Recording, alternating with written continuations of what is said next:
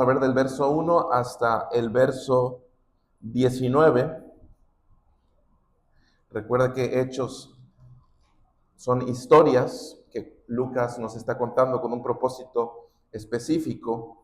Entonces vamos yendo por escenas que nos va mostrando el autor. Si usted recuerda, la última vez que estuvimos en Hechos capítulo 11, vimos cómo el evangelio había llegado hasta Antioquía. Todo esto comenzó desde la persecución con Esteban. Tiempo después, Bernabé fue enviado desde Jerusalén. Usted recuerda que después de la conversión de Saulo, ahora Bernabé busca a Saulo y también va junto con Bernabé a Antioquía. Llegan a esa congregación, según el capítulo 11, del verso 19 al verso 26. Más adelante, llega un profeta, o llegan profetas a Jerusalén, uno en particular llamado Agabo, anuncia que va a venir una gran hambre a los hermanos que viven en Judea, y según el verso 29, que esto fue lo último que vimos en nuestro estudio de hace 15 días, cada uno dio conforme a lo que tenía.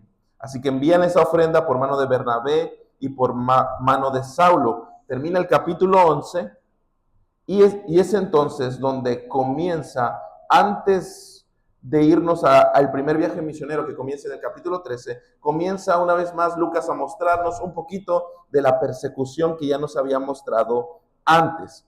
Ahora es importante notar que Lucas tiene algo en su mente. Él está intentando desarrollar una idea. Él está intentando guiarnos hacia un punto. ¿Y cuál es ese punto al que Lucas intenta llevarnos? Bueno, el punto al que Lucas intenta llevarnos es que la gran comisión se está cumpliendo a través de sus discípulos. En Hechos capítulo 1, verso 8, Lucas dice o nos cuenta las palabras de Jesús: me seréis testigos en Jerusalén, en toda Judea, en Samaria y hasta lo último de la tierra. Así que lo que Lucas se propone hacer es contarnos cómo esta promesa de que Jesús, la promesa que Jesús hizo a sus discípulos, que les serían testigos en Jerusalén, en Judea y Samaria, hasta el último de la tierra, cómo esta promesa se está cumpliendo en los primeros años de la iglesia primitiva.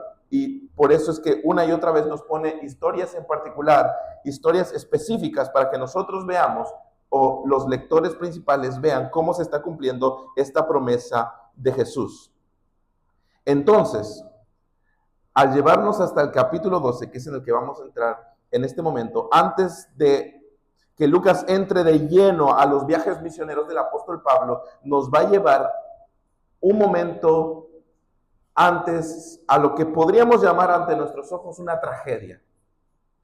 Una tragedia a nuestros ojos humanos, que en la providencia de Dios no es tragedia, nada de lo que pasa a los cristianos y nada de lo que pasa en este mundo. Pero la tragedia ante nuestros ojos humanos es que muere el primer apóstol. El primer apóstol muere, que es Jacobo, uno de los hijos del trueno, de esos que eran bastante efusivos y que querían que se derramara fuego sobre personas que no creían en Jesucristo. Este apóstol, que ya era líder de la iglesia en Jerusalén, es asesinado. Por eso dije que ante nuestros ojos esto pudiera parecer una tragedia. Un apóstol es asesinado. Uno de los fundamentos de la iglesia primitiva es asesinado. Pero lo que podemos ver es que siglos y siglos después, aunque ese apóstol murió y todos los demás apóstoles murieron, la iglesia sigue de pie. Porque la iglesia no depende de un hombre. La iglesia no depende, por supuesto, que de ningún papa. La iglesia no depende de un pastor. La iglesia no depende de ciertas personas. La iglesia depende de Cristo. Cristo es el fundamento de la iglesia. Así que lo que Lucas nos intenta mostrar que es que aunque hay gran opresión, aunque hay asesinatos a los apóstoles, Cristo sigue sosteniendo su iglesia. Y Cristo va a seguir sosteniendo su iglesia. Así que Lucas, una vez más, vuelve nuestra mirada hacia Jerusalén en el capítulo 12. Usted recordará que en el capítulo 11 nuestra mirada se fue un poco hacia los gentiles en Antioquía, y usted esperaría que quizá Lucas, a partir de ahí, todo lo que nos cuente va a ser a partir de ahí, del capítulo 11, va a ser de los gentiles. Pero no es así, sino que nos da un paréntesis y nos vuelve a traer a Jerusalén para mostrarnos algo que está pasando específicamente en Jerusalén. ¿Y qué es lo que está pasando en Jerusalén? Bueno, vayamos al verso 1. Como Lucas nos trae de vuelta a Jerusalén antes de llevarnos fuera de ahí en los viajes misioneros de Bernabé y de Saulo. Note lo que dice el verso 1. Básicamente, lo que nos dice el autor es que la persecución viene otra vez a la iglesia de Jerusalén. Note lo que dice el verso 1. En aquel mismo tiempo, el rey Herodes echó mano a algunos de la iglesia. ¿Para qué? Para maltratarles. Así que Lucas nos presenta primeramente a un hombre poderoso, o aparentemente poderoso, y este hombre es el rey Herodes. Y nos muestra que este rey Herodes echó mano a algunos de la iglesia para maltratarles.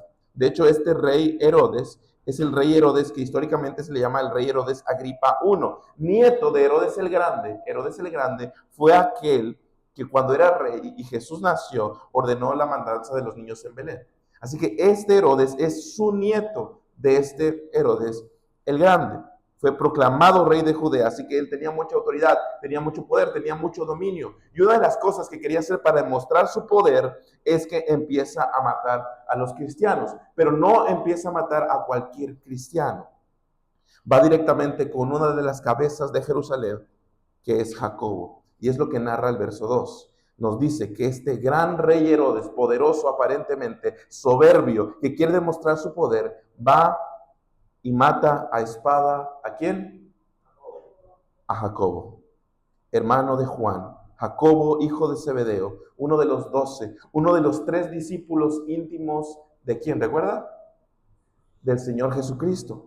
Pedro, Jacobo y Juan. Era uno de esos 3 que estuvieron cerca del Señor Jesucristo en todo su caminar aquí en la tierra, o cuando menos en sus años de ministerio. Había presenciado la transfiguración, estuvo con Jesús cuando resucitó la hija de Jairo, estuvo con él en el Getsemaní. Este era un hombre muy apreciado por Jesús y era un hombre muy apreciado por la iglesia. Y era una de las cabezas principales de la iglesia en Jerusalén. Era un apóstol bastante reconocido y amado. Y Herodes, queriendo demostrar su poder, Herodes queriendo demostrar todo su poderío, va directamente a Santiago, que él sabe que es una de las cabezas de Jerusalén, y lo decapita. Probablemente esa fue la muerte de Jacobo, o Santiago también se le dice.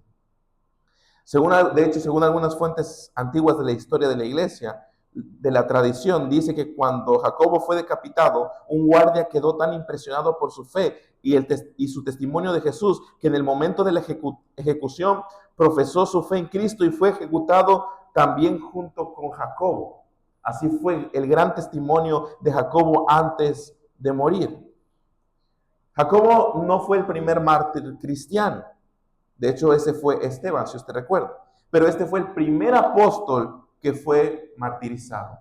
Así que no estamos hablando de cualquier persona, sino el primer apóstol que fue martirizado. Todos los demás apóstoles también fueron martirizados, excepto uno. ¿Recuerda quién fue? Juan, que es hermano de quién? De Jacobo. Entonces, estos 2 hermanos, llamados hijos del trueno, hijos de Zebedeo, el primero fue el primero en morir y el segundo hermano fue el último en morir. Solamente es un dato curioso de la muerte de los apóstoles, que fueron los hermanos, uno el primero en morir y el otro el último en morir. Así que sin duda Jacobo, Santiago, era querido, era amado y ahora está muerto. ¡Qué golpe para la iglesia! Seguramente la iglesia, cuando escuchó que Santiago había sido arrestado, que Jacobo había sido arrestado, oraron por él, hicieron oración por él, pero Dios había determinado la muerte de Jacobo para que el reino se extendiera y avanzara. Lucas no registra ninguna intervención milagrosa para salvarla de parte de Dios. Porque lo que vamos a ver ahorita es una intervención milagrosa de parte de Dios rescatando a Pedro de la cárcel. Así que muchas veces esta historia que estamos viendo es mal interpretada diciendo que Dios puede hacerte cualquier milagro, que Dios va a cumplir cualquier petición que tú quieras de la manera que tú quieres, así como la iglesia oró para que Pedro saliera de la cárcel, así nosotros podemos orar por cualquier cosa y Dios va a cumplir lo que nosotros queramos. Es muy peligroso pensar de esa manera, porque la historia no comienza con la iglesia orando y Pedro saliendo de la cárcel por la oración de la iglesia. La historia comienza con la muerte de uno de los grandes apóstoles, o uno de los apóstoles más conocidos. Así que no comienza como ese cuento de hadas que quizá podemos armar en nuestra mente, sino comienza con la muerte de un apóstol, donde quizá y probablemente la iglesia ya había hecho oración por él. Así que el mensaje de esta historia no puede ser que Dios simplemente libra a sus hijos cuando ora, sino más bien que Dios cumple sus propósitos para la extensión del avance del Evangelio de Cristo, o por vida o por muerte de la iglesia. Y que la oración es entregar todas las circunstancias en las manos soberanas de nuestro Padre. Eso es la oración. Así que la historia comienza con la muerte de un apóstol, con un hombre poderoso queriendo demostrar su autoridad y su poder y queriendo y pretendiendo ser popular con los demás judíos. Note lo que dice el verso 3. Y viendo que esto había agradado a los judíos, procedió a prender también ¿a quién? A Pedro. Eran entonces los días de los panes sin levadura. ¿Por qué hizo esto Herodes? ¿Por qué mató a Jacobo, a Santiago? ¿Por qué mató a este apóstol? ¿Por qué arrestó ahora a Pedro con el fin también de matarlo? ¿Por qué lo hizo?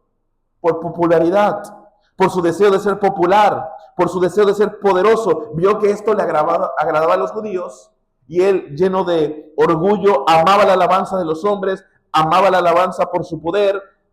Descubre que perseguir a los cristianos es políticamente conveniente. Descubre que perseguir a los cristianos le aumenta su popularidad. ¿Y qué político, si ve que algo le funciona y le aumenta su popularidad, no lo va a hacer? Si aumenta la popularidad, dar dinero, pues ¿qué va a hacer? Seguir dando dinero, aunque endeude al país. Sigue dando dinero.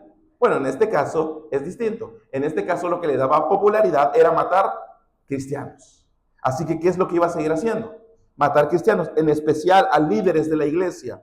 El primero fue Jacobo, ahora va con Pedro, otro pilar de la iglesia. Lucas agrega el dato que eran los días de panes sin levadura. Probablemente porque eran los días de panes sin levadura, que es la celebración, una celebración durante la Pascua, y Jerusalén iba a recibir grandes cantidades de peregrinos judíos. Por esta razón, probablemente, Herodes solamente arrestó a Pedro y no lo mató inmediatamente como a Jacobo. Pero dice el verso 4 que tomó a Pedro preso, le puso en la cárcel, entregándole, y note los detalles que nos da Lucas, a 4 grupos de 4 soldados cada uno, para que le custodiasen, y se proponía sacarle al pueblo después de la Pascua. Así que Pedro estaba custodiado en la cárcel. ¿Qué nos quiere informar Lucas aquí? Lo que nos está diciendo que era imposible que Pedro pudiera salir. 16 soldados distribuidos probablemente en 4 turnos de vigilancia.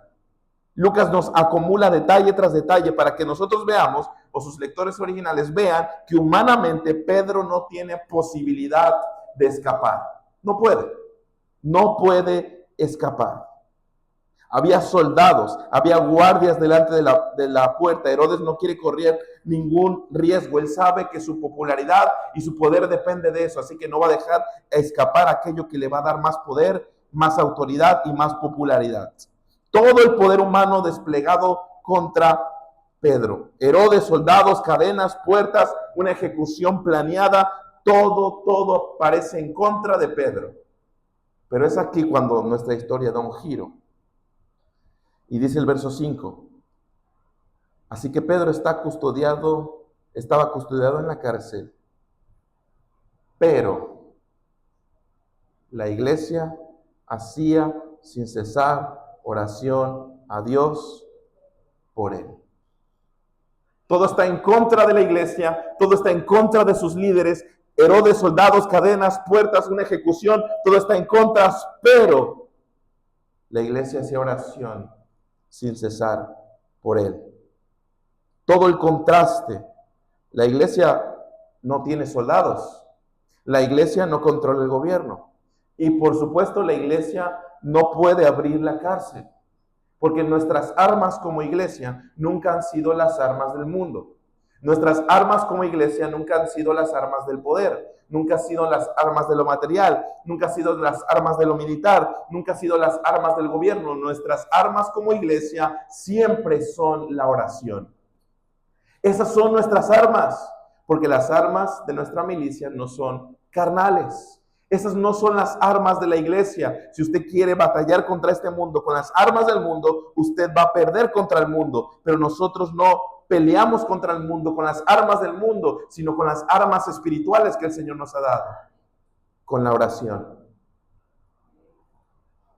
Así que mientras había muchos soldados esperando la orden para ejecutar a Pedro, de este otro lado tenemos a la iglesia que no está con armas, que no está haciendo huelgas, que no está con pancartas diciendo liberen a Pedro, esto es injusto, no está así. Están en oración, están en oración. Así que cuando Santiago fue arrestado, los cristianos del primer siglo simplemente se arrodillaron. ¿Por qué oraron? ¿Por qué oró la iglesia? Es decir, ¿cuál fue su petición de esta iglesia? No la dice. El texto no dice explícitamente cuál fue la oración de la iglesia. Simplemente dice que hacía oración por Pedro. Y mi pregunta es, ¿qué oración hacía? Claro, solamente podemos imaginar que una de las oraciones era, sácalo de la cárcel, líbralo, quizá. Y digo quizá porque cuando más adelante Rode les dice que Pedro está ahí, ellos dicen, no te creo nada. Entonces por eso digo, quizá esa puede ser la oración que pidió la iglesia. Quizá lo que pidieron fue, dale fortaleza. Si vive o muere, fortalécelo. Danos fortaleza. La verdad, no sabemos con exactitud qué pidió la iglesia, pero lo que sí sabemos es que la iglesia hacía sin cesar oración por él. Y la idea de esto de sin cesar es que era una oración intensa, era una oración ferviente, era una oración perseverante. Ellos acababan de perder a Jacobo. Ellos acababan de perder este gran líder de la iglesia, apóstol, arrestado, muerto. Ellos sabían que Pedro podía morir. Y sabían que Dios no les garantizaba que Pedro iba a vivir. Pero ellos oraban fervientemente por Pedro. Con todo su corazón. Lo que ellos estaban haciendo, simplemente estaban poniendo toda la situación en las manos del Señor. Señor, nosotros no podemos liberar a Pedro, así como tampoco pudimos evitar la muerte de Santiago. Nosotros tampoco podemos liberar a Pedro ni evitar su muerte. Nosotros oramos fervientemente y te entregamos esto en tus manos.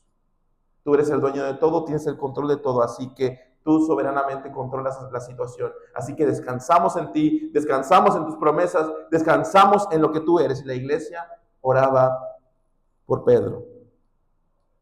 Porque la oración, hermanos, es eso. La oración es decirle, Señor, te entrego todo en tus manos.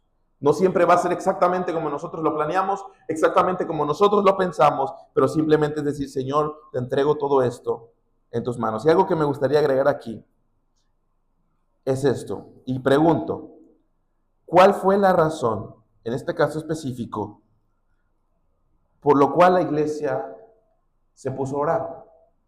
¿Cuál fue la razón? Evidentemente pasó algo. ¿Qué es lo que pasó que la iglesia, o que motivó a la iglesia para hacer oración? ¿Qué fue lo que pasó? El arresto de Pedro. Pero más atrás, la muerte de Jacobo. El arresto de Pedro, consecuencia, ¿la iglesia qué hizo? Entonces no sé si ven por dónde voy.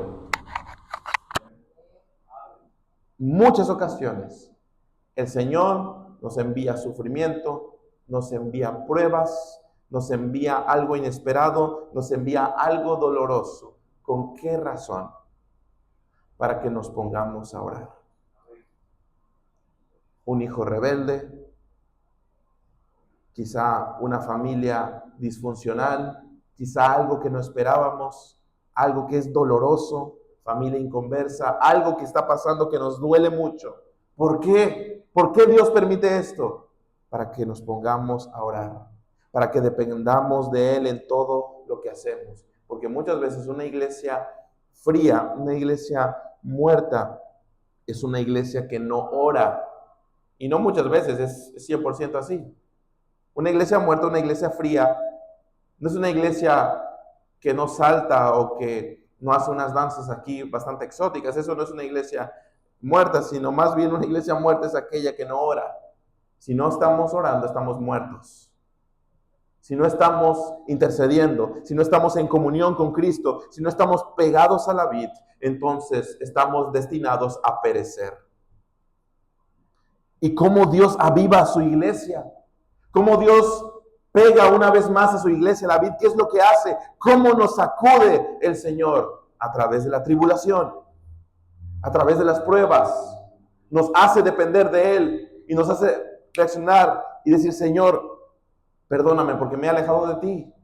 Perdóname, Señor, porque he estado tan inmerso en el mundo que no puedo ver claramente a Jesús. Así que regresamos otra vez. ¿Y qué es lo que nos hace regresar? Las situaciones difíciles. Irónicamente, las situaciones difíciles nos hacen regresar al Señor. Así que nuestra oración debería ser: Señor, ayúdanos a estar tan pegados a ti en oración ferviente, no sea que tú tengas que mandarnos algo para que reaccionemos. Así que Lucas por un momento deja suspendida la narración en el verso 5. Jacobo está muerto, Pedro está encerrado, Herodes parece victorioso, la iglesia está orando, pero hasta este punto no sabemos qué hará Dios con Pedro.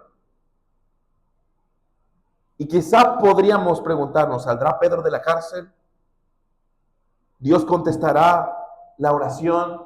Y son preguntas buenas, pero creo que la pregunta principal aquí que Lucas intenta marcar es esta: ¿podrá Herodes detener la misión de Cristo?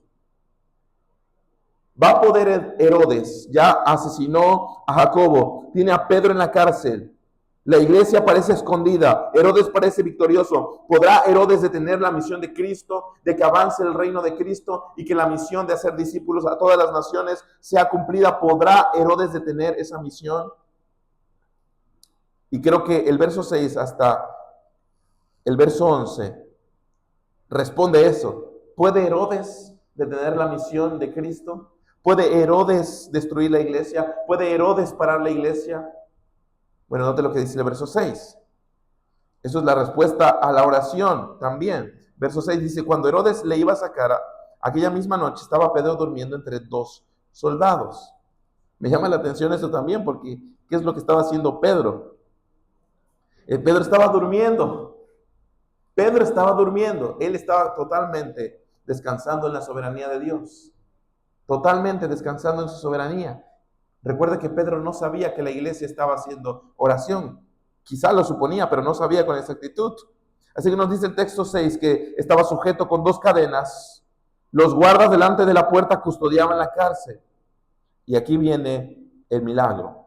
El milagro específico para Pedro. Porque recuerde que este milagro no pasa siempre. Este milagro no pasó con Jacobo en ese sentido, no pasó igual. Pero con Pedro sí, porque había un propósito específico para la expansión del reino. Y aquí, verso 7, se presentó un ángel del Señor y una luz resplandeció en la cárcel y tocando a Pedro en el costado le despertó, diciendo: levántate pronto. Y las cadenas se le cayeron de las manos. Le dijo el ángel: cíñete y átate las sandalias. Y lo hizo así. Y le dijo: envuélvete en tu manto y sígueme. Y saliendo le seguía, pero no sabía que era verdad lo que hacía el ángel, sino que pensaba que veía una visión. Habiendo pasado la primera y la segunda guardia, llegaron a la puerta de hierro que daba a la ciudad, la cual se les abrió por sí misma, y salidos pasaron una calle, y luego el ángel se apartó de él. Así que Dios envía a su ángel para mostrar a Herodes que ni siquiera con 4 escuadrones de soldados pueden retener a quien Dios decide liberar. El ángel despierta a Pedro, le quita las cadenas, lo guía más allá de los guardias, a través de una puerta de hierro que da a la ciudad. Verso 11, Pedro entiende lo que está pasando. Entonces Pedro, volviendo en sí, dijo: ahora entiendo verdaderamente que el Señor ha enviado su ángel y me ha librado de la mano de Herodes y de todo lo que el pueblo de los judíos esperaba. Quiero hacer un pequeño paréntesis aquí, una pequeña implicación. Normalmente diríamos que todos estos versos son la respuesta ¿a qué? A la oración. Sí, porque el verso 5 nos está diciendo que la iglesia hacía oración por él. El verso 6 nos dice que es liberado. Entonces podemos decir que es una respuesta a la oración. Y es verdad, esto es una respuesta a la oración. Pero quiero enfatizar que en última instancia, esto no es meramente por obra de la iglesia o por su poder de intercesión grandiosa de la iglesia, sino en última instancia, Dios libera a Pedro por su voluntad soberana y poder soberano. Porque Pedro, cuando se da cuenta de que es liberado, dice el verso 11, entonces Pedro, volviendo en sí, dijo: ahora entiendo verdaderamente que el Señor ha enviado a su ángel y me ha librado de la mano de Herodes. ¿Quién fue quien liberó a Pedro? Fue Dios mismo. Dios usó la oración, por supuesto que Dios usó la oración. Pero en última instancia, la gloria le pertenece ¿a quién? Al Señor. Y enfatizo eso. Y digo que hago un paréntesis aquí. Porque usualmente le damos un poder especial a la oración y un poder especial a los que oran, pensando que el poder viene de nosotros o que el poder viene de pronunciar una oración. Y algunos dicen: bueno, ¿sabes qué? Esta persona se convirtió porque yo estuve orando tantos años, así que por mí fue que fue salvo. Si no hubiera estado orando yo, pues entonces no hubiera sido salva. Esto pasó porque yo oré esto pasó porque yo hice, pero el poder no está en nosotros. El poder no está en nuestras palabras, el poder está en el Señor. Así que si el Señor le contesta una oración, no se dé la gloria a sí mismo, sino diga: es por obra del Señor. Él lo quiso hacer así. Porque no fue la causa final la oración de la iglesia, sino la causa final fue el poder del Señor. Por supuesto que Dios usó la oración de la iglesia. Por supuesto que Dios utilizó como medio la oración de la iglesia, pero no fue la causa final, sino el poder de Dios. Esa fue la causa final de la respuesta a la iglesia. Porque antes, Santiago había sido martirizado. Y si fue martirizado, no fue porque el Señor no pudiera salvarlo. No fue porque el Señor fuera débil o incompetente, sino fue porque Él había determinado salvar a uno de los apóstoles y a otro no, por causa de la expansión del reino. En nuestras oraciones muchas veces el Señor va a decir: adelante, respondo tu oración, salvo a esa persona que pides, o no. Y no podemos decir: Señor, pero yo oré a ti fervientemente, tú dijiste que ibas a escucharme, no me escuchaste. No, sí, el Señor lo escuchó, pero decidió en su mano soberana no salvar a esa persona. O en su mano soberana decidió sí salvar a esa persona. Pero todo fue para que su gloria y sus propósitos soberanos fueran cumplidos.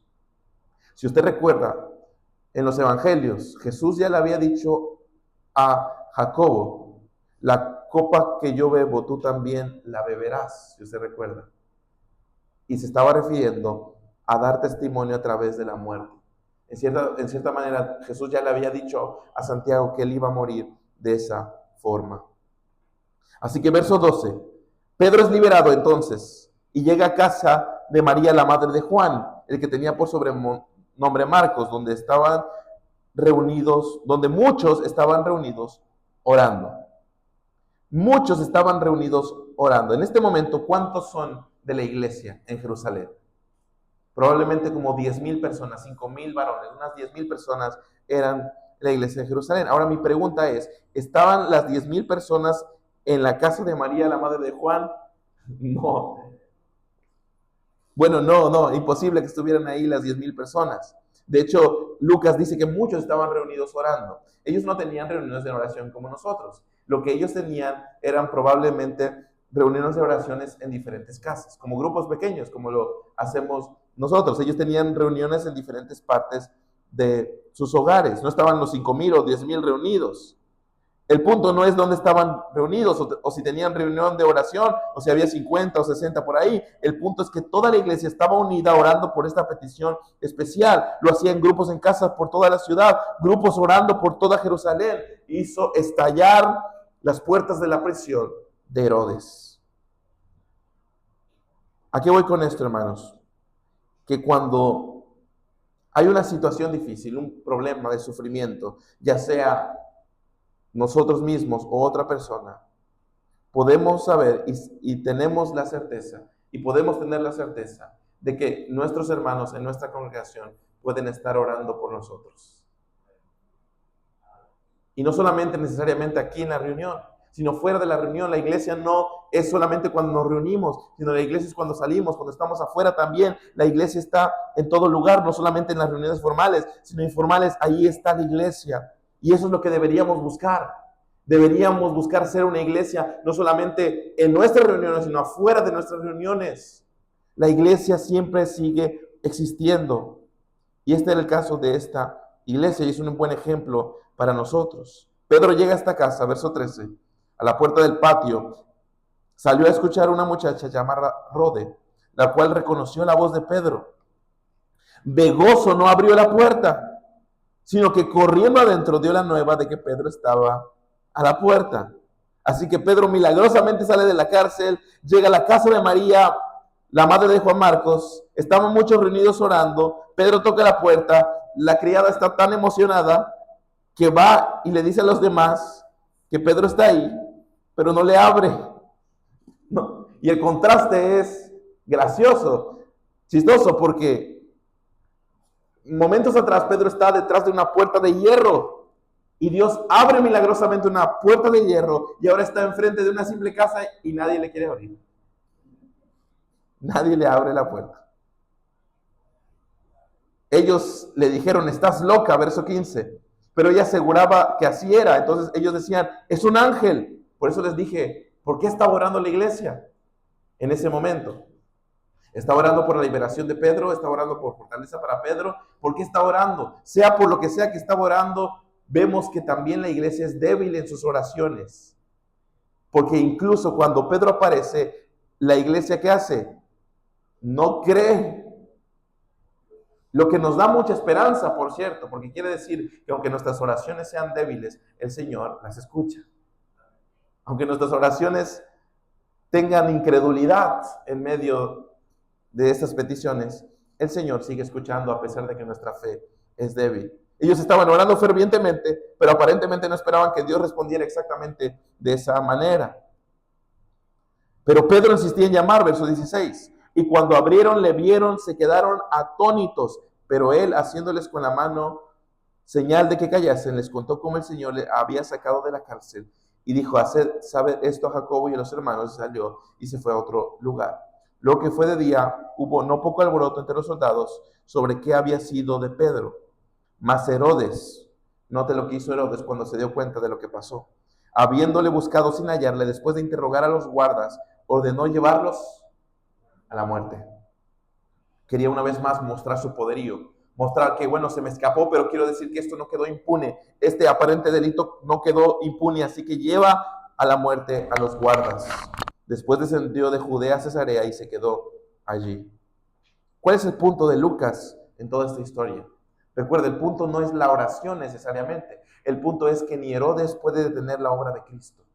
Herodes puede matar a Jacobo, Herodes puede encarcelar a Pedro, Herodes puede ejecutar soldados, pero Herodes no gobierna el avance de la palabra de Dios. No es omnipotente, no es omnisciente. Quien es Cristo.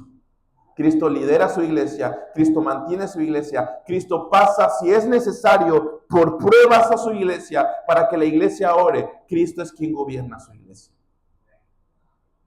Me pregunto si nuestra iglesia sabe eso, o si está consciente, no solamente en la teoría de que Cristo es quien gobierna nuestra iglesia, y que Cristo puede mandarnos tribulaciones si no estamos orando, y que Cristo puede mandarnos persecución, y que Cristo puede mandarnos dolencia para acercarnos más a Él, porque lo más importante, el punto por el cual Dios establece su iglesia, ¿para qué es?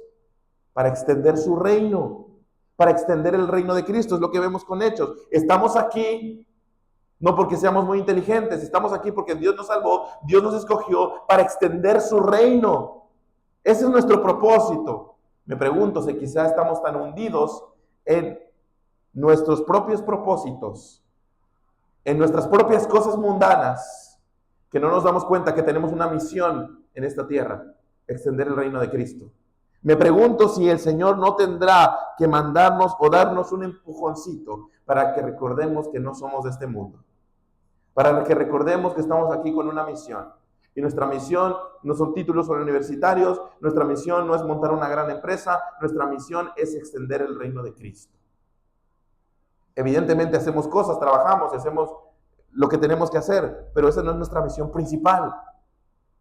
Así que mi reto para ustedes y mi pregunta para ustedes, para todos nosotros, es: como iglesia, ¿estamos cumpliendo nuestra misión?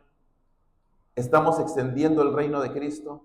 ¿O el Señor tendrá que mandarnos algo para que recordemos por qué estamos aquí? Para que oremos, para que busquemos más del Señor, para que nos demos cuenta de la importancia de la iglesia y la importancia de que Cristo debe ser conocido por todo el mundo, por nuestras colonias, por nuestra ciudad, por todas las naciones. ¿Nos damos cuenta de la importancia de eso? El punto de este versículo, de estos pasajes, no es ora y Dios te sacará de tus problemas. Ese no es el punto. Ese no es el punto. Porque Jacobo murió y sí sacó a Pedro, pero fue para extender su reino. ¿Por qué oras? ¿O por qué? ¿Cuál es la razón, el motivo por el cual oras? ¿Por qué quieres que se quite esa enfermedad? ¿Por qué quieres que pase esto? ¿Por qué? No, pues que si pasa esto me conviene a mí, porque esas no son razones válidas. Todas nuestras oraciones deben estar enfocadas: quiero esto, quiero aquello, pido esto, para que el reino de Cristo avance y Dios sea glorificado. Me pregunto si así son nuestras oraciones.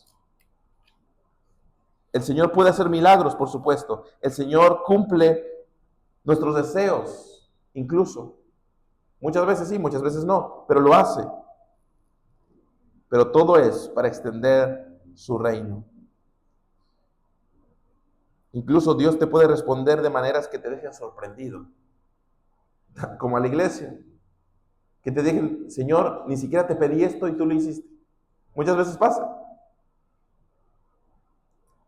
Recuerda, el poder no está en la oración, el poder está en Dios. El poder está en Dios. Algo que me llama la atención de todo este pasaje es que Jacobo muerto, Pedro encarcelado, más adelante todos los apóstoles muertos, que son el fundamento de la iglesia, y siglos después nosotros aquí. Lo que me hace pensar inmediatamente que la iglesia, como dije al principio, no depende de un hombre, depende de Cristo. Y aunque nadie de nosotros esté en 100 años, la iglesia seguirá dependiendo de Cristo. Así que Jacobo murió, Cristo siguió reinando. Pedro fue encarcelado, Cristo siguió reinando. Pedro fue liberado, Cristo siguió reinando. Herodes murió y Cristo siguió reinando. La seguridad, nuestra seguridad, nunca descansa en nuestras circunstancias. Nuestra seguridad descansa en que Jesucristo, en vida, muerte, enfermedad, riqueza, pobreza, Jesucristo sigue sentado en su trono y gobierna, y su palabra seguirá avanzando hasta que Él cumpla todo lo que Él determinó. Esa es nuestra confianza. Está únicamente y solamente en Jesucristo. Oremos y terminemos.